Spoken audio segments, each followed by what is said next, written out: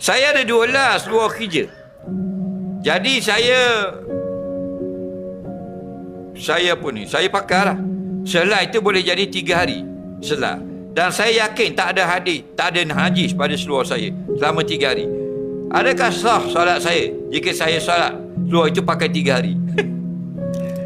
Kau pandang pun 3 tahun sah. 3 tahun dia pakai luar sah.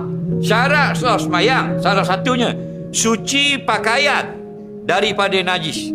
Suci pakaian daripada najis. Dan pakaianmu suci ke tak? Ada tak najis? Tak ada najis. Berapa hari dah pakai? 30 hari dah. Sah. Faham? Lebih kita kerap kita tukar, lebih bersih, lebih baik. Wasia bakal patahir. Pakaian kamu itu lebih eloknya yang lebih bersih. Tak? Lagi tak ada dalil, tak wajib tukar. Sunat kita tukar.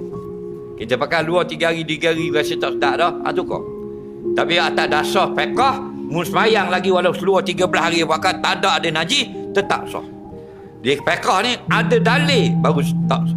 Najis lelek-lelek, najis pula dah. Anjing babi lelek-lelek naik atas bonet kereta, tapi tidak berpindah najis, dah wajib basuh.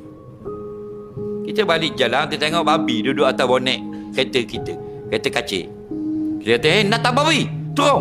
Dia pun turun.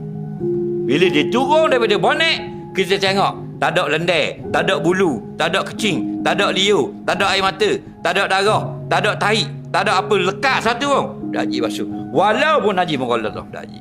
Itu fiqh. Ada setanda setitik belum, wajib basuh 7 kali. Nampak?